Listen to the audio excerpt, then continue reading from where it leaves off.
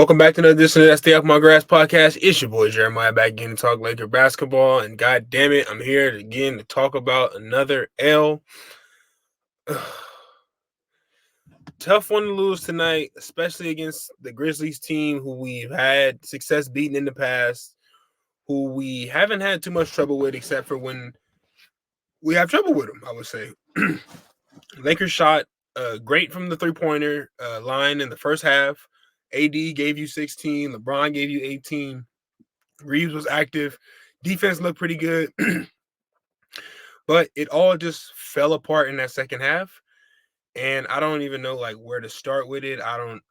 It's just I don't feel like the Lakers sustain a high level of play for too much long. It's either you get it in the first half or you get it in the second half, but it's never consistent throughout the game. Of course, you're going to get dominant. I'm going to say dominant. You're going to get good performances out of LeBron and AD, obviously, right? There's two superstars. Austin Reeves is starting to come along a little bit too. But where else is the team going to get the help from? It's not coming from the bench. It's not coming from the other starters. D'Lo's hurt. Troy Vincent's hurt. Rui's hurt. And we're just back to that. Everybody's hurt again, and we're not performing to the level we need to perform to. Just finished looking up some stats I wanted to, talk about. And let me finish going over the game, and then I'll get into the stats. But high man for the game.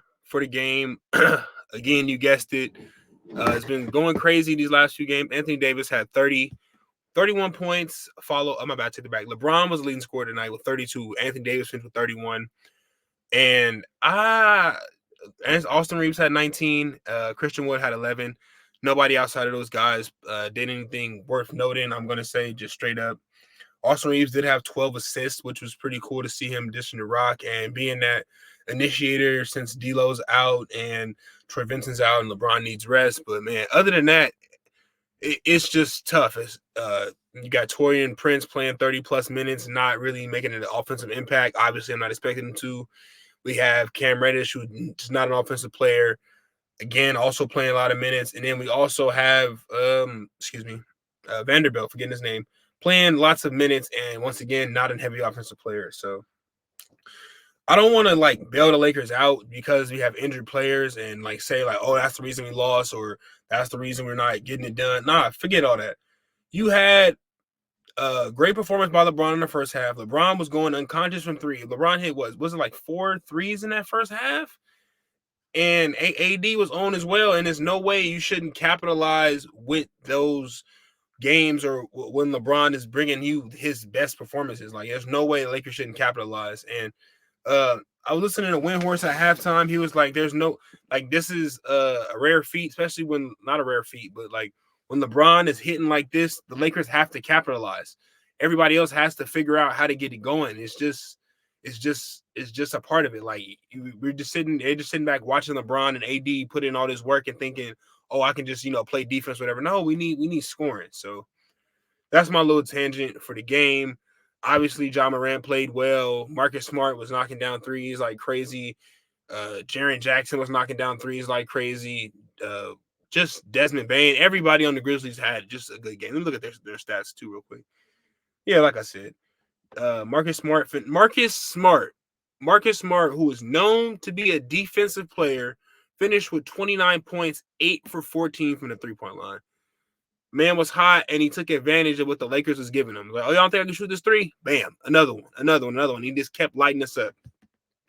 Desmond Bane, 24.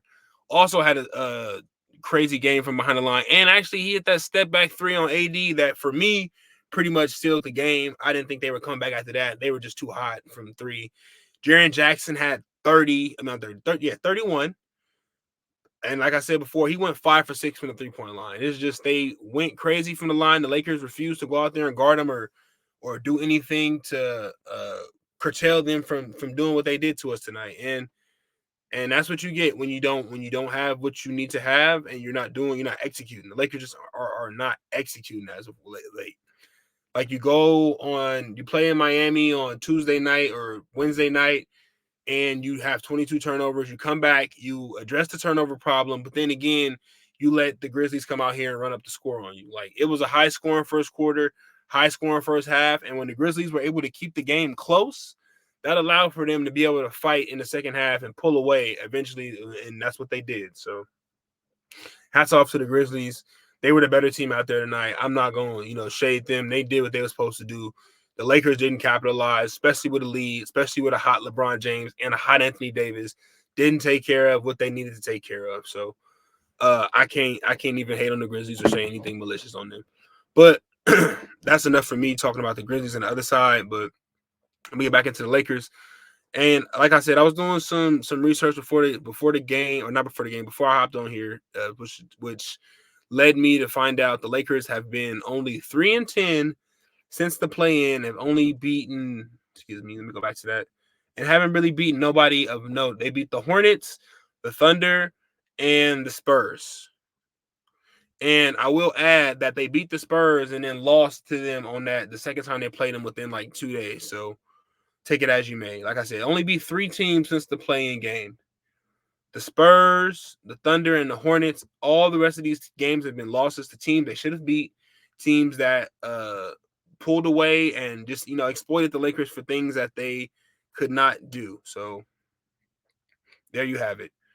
Yeah, like I said, 3-10 in our last 13 games, and we were just hanging around in the West, and all of a sudden now we're located near the bottom. The Grizzlies might come up on us, and we'll have to see what that happens. What happens with that?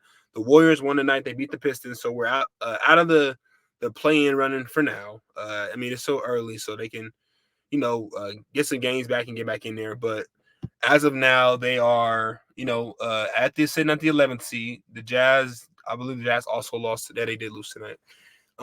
Sitting at the 11th seed, and it's going to be another mountain climb to get back to the top. Now we're punching from the bottom again, like we were last season, and it's just not a safe, conducive way to play. So, man, it's gonna be tough sledding, especially if we're gonna be without D'Lo, his little 10, 15 points, Rui's little 10, 15 points, and Troy Vincent knocking down a couple of threes. If we're gonna be without them for much longer, I don't even think this is the worst of it yet. Like I said, we've lost 3 of 10, so I don't think you're just going to magically turn that around.